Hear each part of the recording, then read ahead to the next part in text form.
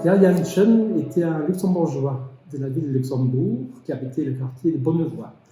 Il était jeune, il avait 19 ans, et il a été enrôlé de force par l'occupant allemand pour servir en Pologne. Pierre Janssen rencontre des jeunes Polonais qui étaient engagés dans les forces partisanes. Il déserte l'armée allemande, intègre les forces partisanes et combattra pour la cause polonaise. Finalement, il va même rejoindre l'armée polonaise, la deuxième armée polonaise, et terminera les combats en Pologne pour rentrer au Luxembourg en juin 1945. Il recevra la Croix des partisans par la Pologne en 1949 et le consul polonais, dans son discours, mentionne qu'en combattant pour la libération de la Pologne, il aura en même temps combattu pour la libération du Luxembourg. C'était une fois, dans un journal luxembourgeois, il y avait un Tchevtchik, Giroud, qui a demandé, il connaissait un Piotr, un Pierre de Luxembourg, pour savoir où il est. Alors ça, c'était en 65. Et ils l'ont trouvé. Et c'est encore un collègue de mon papa, Gilbert, die bei mir mit dem Papa geschafft hat. Il a dit, Pierre, c'est toi?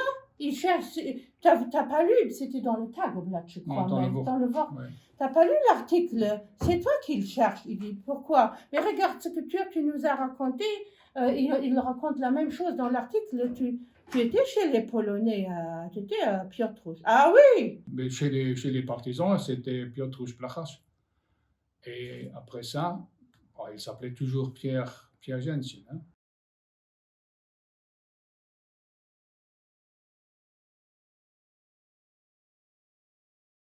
Voilà, il était dans le truc de munitions.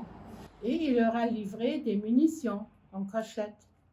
Il a sorti, chaque soir, il a sorti dans sa petite mallette des munitions pour les partisans, puisqu'il était à la source.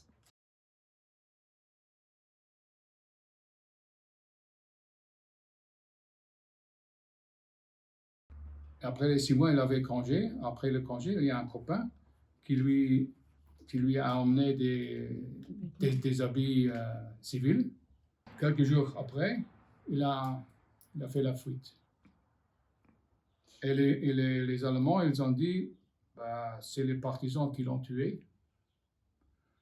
Et ils ont fait venir notre grand-père 3 fois à la Villa Pauli, à Luxembourg, pour lui demander où était son fils. Et il n'a jamais révélé. Il a toujours dit non, on ne sait pas où il est, on sait qu'il est à Lublin et on n'a plus entendu parler de lui. Mais mon grand-père, nos grands-parents, ils étaient bien au courant parce que M.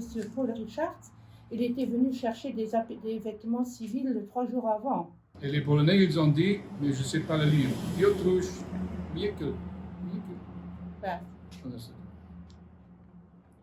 Michel. Piotrusz. Il était là, il a dit, jusqu'en septembre, j'étais avec un pied dans la prison et avec l'autre dans la tombe. Parce qu'ils étaient toujours à la recherche de lui, ouais, pour le prendre, les Allemands.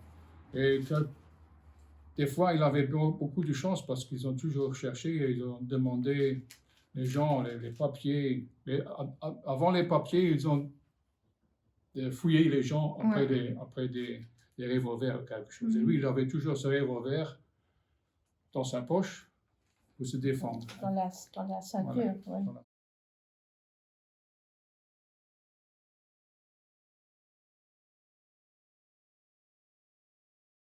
Il est rentré dans l'armée polonaise en juillet, août 1944, quelque chose comme ça. C'était quand les Russes ils sont rentrés. Et il s'est directement mis, pas pour le front, mais il a dit, ok, je vais faire le chauffeur pour tout le monde. Hein. Le 20 août 1944. Voilà. Il est en... Et après ça, il a rencontré le colonel Narbut, parce que lui aussi, il était un vieux partisan dans la même équipe, pas à Lublin, mais c'était la même équipe, il l'a reconnu, il a parlé avec lui, et celui il a dit, tu vas venir chez moi, tu vas être mon chauffeur, et il a nommé caporal de l'armée Deuxième. polonaise. Ouais. Là, mon père, il a essayé de faire une petite esquisse en comique du colonel Narbuth.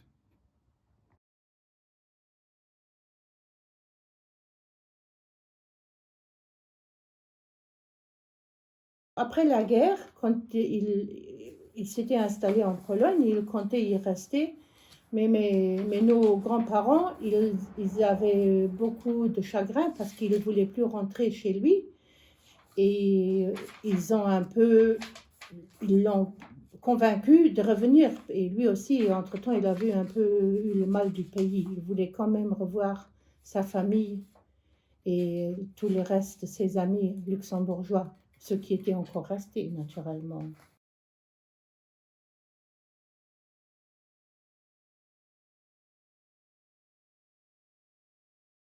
Il avait des copains polonais qui étaient là, et il n'avait que ça. Et lui, il voulait jamais être un Allemand. Et il leur a dit ça, et tout à fait, il a commencé à apprendre le polonais. Dans les 6 mois, il a appris le polonais, et il pouvait bien parler avec eux. Il a toujours eu, avec les partisans de Lublin, c'était Szewczyk, Kaspersky, Michalczuk, Zygmunt, je sais plus Zygmunt, et il a toujours eu du contact avec. Il est même, comme vous savez, il est retourné une fois avec notre maman. L'année d'après, nous sommes retournés aussi. Et même ses copains polonais, ils sont venus à Luxembourg. Il y a même des gens à Luxembourg que c'était des Polonais, ou plutôt des gens, des Luxembourgeois surtout, qui sont venus chez mon papa pour que lui, il leur traduise des textes qu'ils ont reçus en polonais, en luxembourgeois. Il y avait beaucoup de gens qui venaient chez nous pour traduire les textes. Il y a même un copain qui avait une copine polonaise. Il a dû lui traduire les lettres d'amour. Quand il parlait avec ses copains polonais, surtout les copains de Lublin, quand il leur parlait, il disait toujours « Oh, toi, Piotr, toi, tu as l'accent de Varsovie. Tu parles comme un Varsovien. » Le Lublin, c'est autre chose. Hein.